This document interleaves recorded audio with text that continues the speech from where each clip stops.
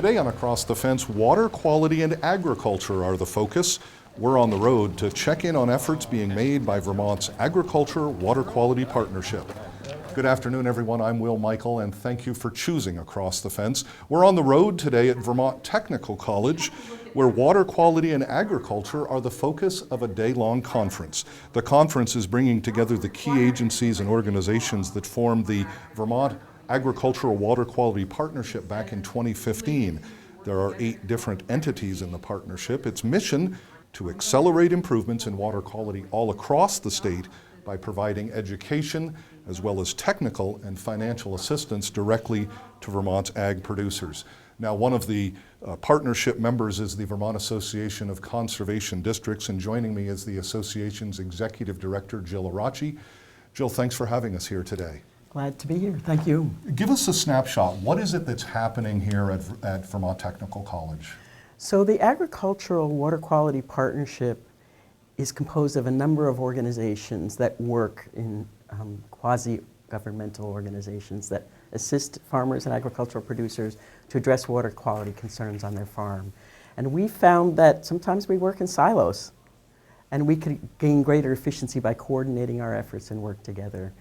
So the leadership of these organizations, which has been meeting for a number of years, is like, we need to get all the staff together and talk about our various programs, talk about how we can work together more effectively. The people who are in this room, there's about 170, 180 people. Earlier this morning, I gave a little presentation about the different roles that we each play. There's a role conducting research, identifying needs, educating, providing education and outreach to agricultural producers, planning. The producer gets to decide what they do. These are voluntary programs primarily. Planning and then implementing and then evaluating the results of our work. Are we really reducing phosphorus in Lake Champlain? Are we really having an impact on water quality?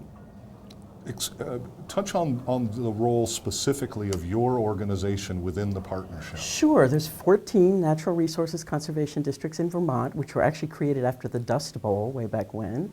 And we work directly with private landowners, agricultural producers, to address water quality, soil quality, and other natural resource concerns on the farm. Vermont Association of Conservation Districts is a nonprofit organization, umbrella of those districts, and we're in a catalytic role of assisting farmers in connecting with state and federal programs. And because you're in every county, I don't mean to put you on the spot, but there must be success stories to share with Vermonters. Do you have something that you could share with us? We have many success stories, and probably I could go on for too long. But one of them is assisting farmers in developing nutrient management plans.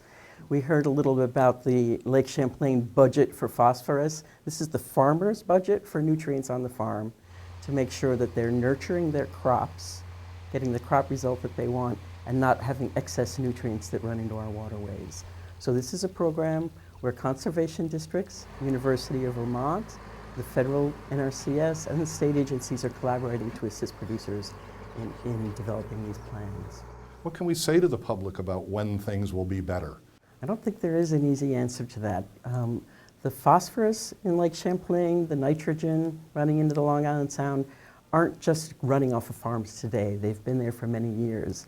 So we're looking at not only reducing phosphorus flow, excess phosphorus flow, we're looking at allowing the lake and the rivers to recover themselves over time. I don't think there's an easy answer to that question. And I don't think there's an easy answer to this, but I'm going to try anyway. What is it that happens next after a day like today? Our hope is that the staff of our different organizations will work more effectively together. That's our primary goal, to make sure that we're collaborating with each other when we should, asking for each other for the respective expertise that we have, sharing information with each other so we're not duplicating efforts, and creating a positive experience of working with us for the farmer so that they don't have 10 different people going to the farm asking them the same questions. Thank you very much for your time, and thank you for having us here today. Thank you for coming. Right now, let's join Keith Silva, who's standing by with another member of the Vermont Agricultural Water Quality Partnership. Keith? Thank you, Will. The Agency of Agriculture, Food and Markets is a partnership member. And joining me is Ryan Patch, who is the Senior Agriculture Development Coordinator at the agency. Ryan, what are the required agricultural practices that went into effect on January 1st? Great question. The required agricultural practices are a revision to statewide rules which set baseline management standards for farm management on ag fields for farms of all sizes throughout the state of Vermont. Was a revision, the last time it was revised was 2006, and it represented a number of changes on fronts for farms of all sizes. Who's impacted by these required agricultural practices? Sometimes you call them RAPs, right? Right, yes, RAP's the acronym, definitely well known by that throughout the state at this point. The RAPs are written to apply to, like I said already, farms of all sizes. One of the largest considerations in the rule revision was new standards for small farms. The agency was asked to define what is a small farm and what size a small farm will need to enter into a certification program which will have an inspection component to it. Outside of that, there are a number of new land management requirements that apply to floodplain fields, some restrictions around cover cropping and manure application, and new standards for nutrient management planning for farms as well. How small is small? Great question. It starts at 4 acres, starts at 5 horses. Also considerations for commercial operations below that size, so making more than $2,000, you would be falling into the RAPs. For the certification threshold, looking at farms with more than 50 dairy cows, for example, or more than 50 acres. And what happens if someone doesn't conform? Yeah, so the goal of these new water quality standards is to have a positive impact on water quality. So if someone's not in compliance with the rules, the agency will work with farmers to provide education, technical assistance resources to help them identify where they have particular deficiencies from the rules, help them develop a plan, and assist them to access financial assistance resources to help cost share on the implementation of fixes where just changing management isn't enough to meet the rules. So this isn't a penalty or something like that. There's going to be assistance that sort of ramps up to that. It's not you get a speeding ticket and here you go. I should say, right, it is definitely a spectrum. There is, the agency is a regulatory body. There is, fines that could be levied, but, that's hopefully down the road. Right. Hopefully we can work with farmers to, identify where the issues are and work together to solve the problem. That's the goal, of solving the problems, not just showing up, hey, something's wrong, here's a fine. That's definitely not the...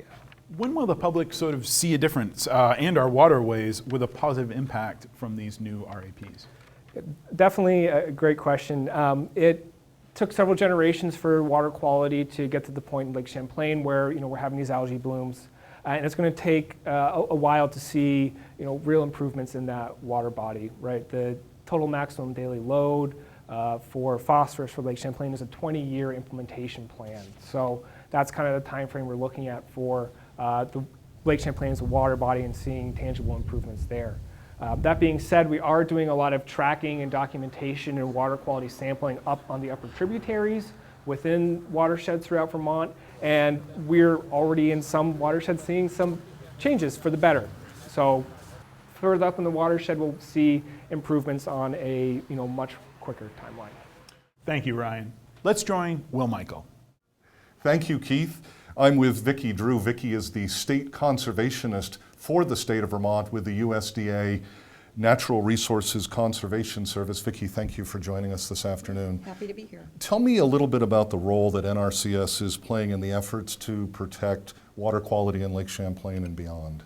So our agency is the lead federal agency that provides technical and financial assistance to private landowners to address natural resource concerns on their land.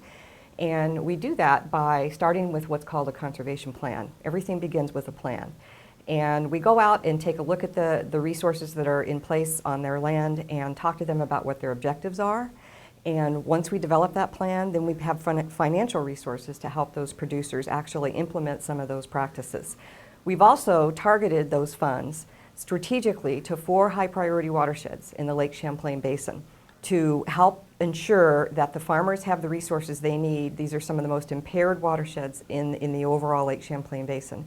And this helps those farmers achieve success more earlier than they might have if we had just scattered the money across the state like we have done in the past. And so what are some of the things that the private landowners you mentioned, the farmers that you're working with, that they're doing to ensure that the farming practices or landowner practices aren't negatively affecting water quality? So we're constantly looking at the science and using that science to inform our work and our education with those producers. And so I think the first thing for producers and private landowners to do is if they're not sure about how they're managing their land in terms of its effect on water quality, pick up the phone and call one of us, one of our partners like Extension, or the Vermont Association of Conservation Districts, or any of the other various partners that are out there. And we'll come out and take a look. And one of the first rules of thumb for everybody is to keep your soil covered. If your soil's covered, then you're going to have less erosion and less chance for it negatively impacting the lake. And those visits you talk about, that's a great opportunity for farmers and landowners. Yeah, it's free technical assistance. And so it's available to all private landowners, even in the urban area, although we tend to concentrate out in the rural areas.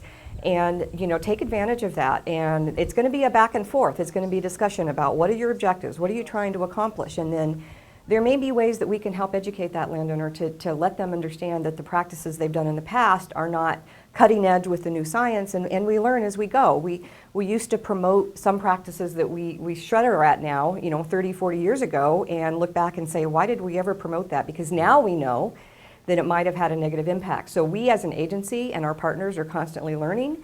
And so for all of the farmers, it's great for them to take that opportunity to learn from all of us. And as you said, listening to the science. Listening to the science, paying attention to it, and it's constantly evolving. Let me ask you about measuring impact. Or are there ways that these benefits and impacts are measured so that, again, farmers and landowners know that they're doing the best thing? Well, that's been one of the biggest questions that we've heard from the agricultural community, is that we've been doing water quality practices all these years. Why isn't it making a difference? So one of the things we started doing was putting money where our mouth was to actually evaluate the effectiveness of those practices. So we have some on-farm water quality monitoring going on in Vermont right now to help evaluate the before and after conditions of what happens when we install these practices. And at the same time, we're taking that information and putting it into computer models. It's very expensive to do that monitoring. We can't do it everywhere. So we're putting money into modeling as well to take the data from the on-farm monitoring and then put it into the models to help project what the impact will be on other farms. That's all new science, some of what we're going to be hearing about today in the Water Quality Partners meeting. And maybe the last question, and maybe one of the most important that I should ask you, is how can Vermonters, how can farmers learn more about the technical and financial assistance that comes through NRCS? Well, the best way is to go to our website, and also there's a Gov Delivery newsletter that we have. So on our website is a link to sign up for the Gov Delivery. And they could also look in the phone book, Google Vermont NRCS, find out where any of our 11 field offices are located, and just call one of the local offices, and we'll be happy to help. Vicki, I appreciate your time and thank you for being with us today. It's a pleasure to be here. So speaking of the topic of assistance, let's now find out from Keith Silva how UVM Extension is helping Vermont farmers meet the new water quality regulations. Keith? Thank you, Will. I'm with Dan Lerner, the Associate Dean for Faculty Programs at UVM Extension. Dan, how is Extension helping Vermont farmers meet the new water quality regulations? Well, Keith, it's really a team approach within our own staff, working with farmers all around the state, but also with other members of the partnership, the Ag Water Quality Partnership, NRCS, the Agency of Ag, DEC, and many, many others.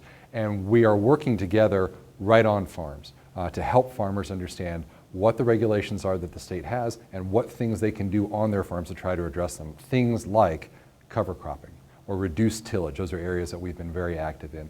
Nutrient management planning would be another example of that. All of these things encourage healthy soil, and healthy soil gives us good crops, good yield, and it holds nutrients right where we want them to be, right there in the ground and not washing off into our waterways. What about some of the research related to water quality? Well, we do a lot of that. At Borderview Farm, as your viewers may know, is one of those sites, and Heather Darby's our agronomist there, working on a variety of projects around things like cover cropping, but also on individual farms as well. Jeff Carter, who works out of our Middlebury office, is our agronomist in that part of the state, has many projects going on individual farms, trying to find the right mixture of grasses and other things to use for cover cropping. Over on the Connecticut River side of the state, Dan Hudson's been working particularly with Italian ryegrass on individual farms.